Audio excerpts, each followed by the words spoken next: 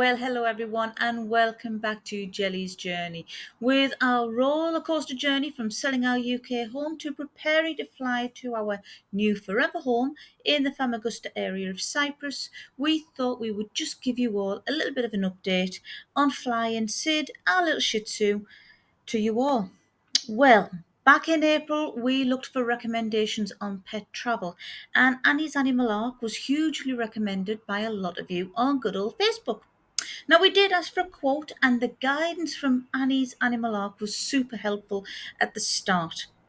They mentioned that Sid did not need an animal passport. Instead, he would need an animal health certificate, AHC, issued within 10 days of travel, or an export health certificate if Sid was flying 5 days before or after their owner.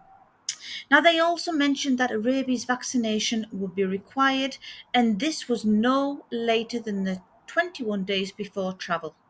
So that means that Sid could travel on the 22nd day after receiving it.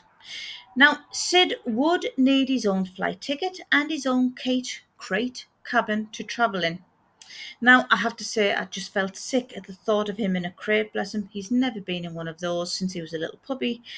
And this whole flying malarkey really does make me a little bit anxious, but it needs to be done.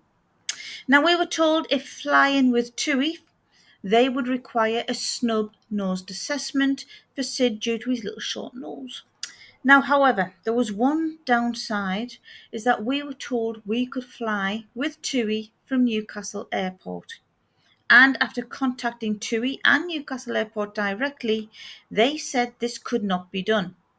In fact, I have to say, customer service for TUI was as helpful as a brick, especially as it does say on their website that dogs can fly.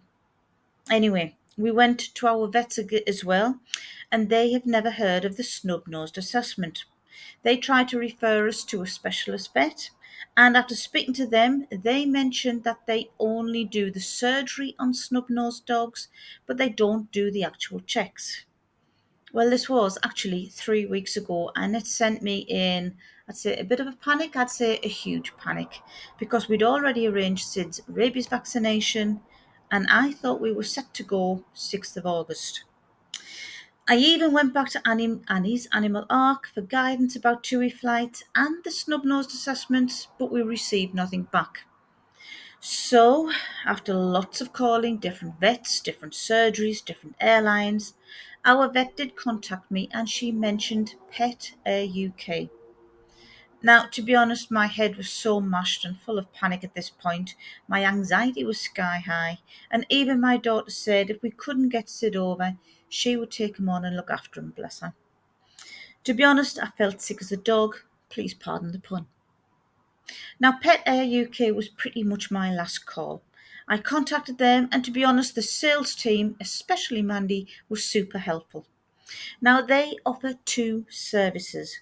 They call these the travel service, where the owner arranges all the health checks, the vaccinations, and they would take care of the flight, the pet travel cabin, and also the airport logistics.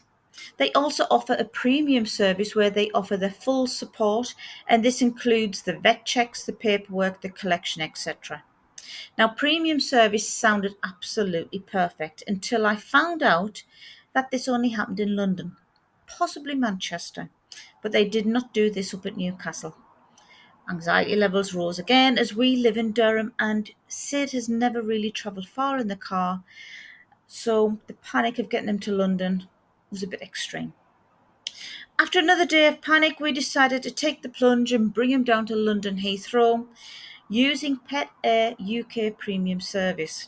Now, we would take Sid to the vet 2 days before his flight, and then Pet Air have agreed that they will collect him from our hotel at London Heathrow.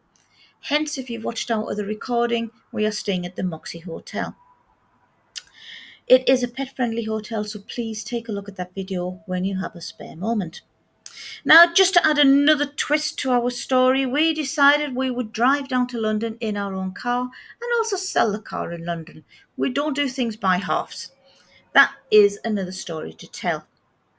Now, Mandy, going back to Pat Air UK, in the sales department was absolutely fantastic. She coped fabulously with my stress head and all the questions I had. And believe me, I had an awful lot of questions.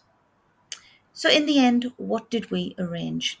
Now, as mentioned, we decided to use their premium service. We provided Sid's measurements so his cabin for the flight could be created. We decided that we would go with British Airways at London Heathrow, and they were chosen because they do not require a snub-nosed assessment for Sid. We do have to provide Sid's vaccination and his rabies just to make sure that everything is up to date. And as we fly out on the 6th of August, it has been arranged that Sid will have his appointment in Windsor with Pet Air UK's vets on the 4th. Now, we do need to find our own way to Windsor, which is fine, it's not a problem. That is not included in the price that they have provided.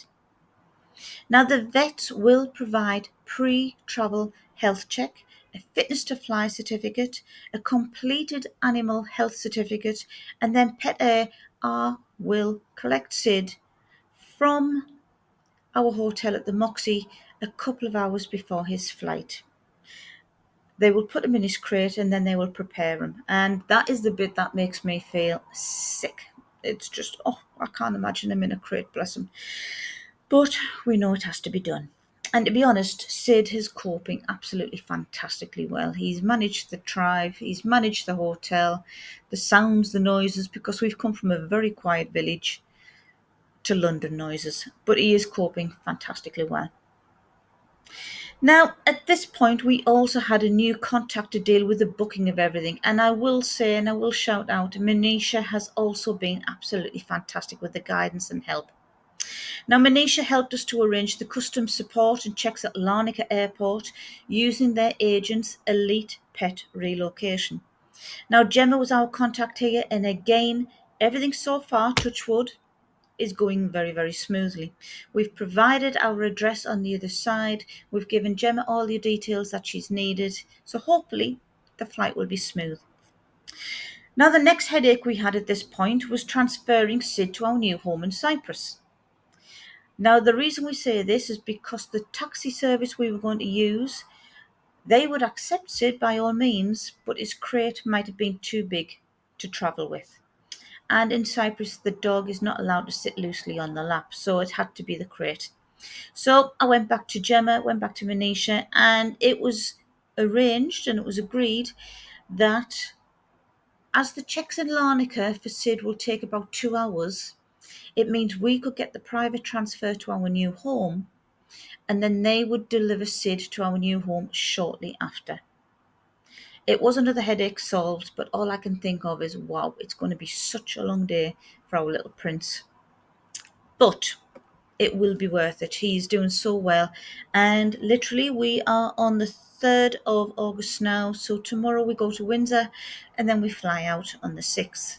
We're flying out first thing in the morning. So hopefully he will get to our new home when it starts to cool down a little bit on the late afternoon. But we can't wait till we get there now. What I will do is I will give you all the contact details and everything that we have done with Pet Air UK later on in this video. But for everything that you have done, your support, for liking and subscribing our page, and for even watching these videos, thank you so much. If you do need any help on travelling or taking your pet to Cyprus, give us a shout. We'll try and help as much as we can. But I will say this part of the whole move has been the most stressful. But we're nearly there. Hope you enjoyed this video. Take care now. Speak to you soon. Bye.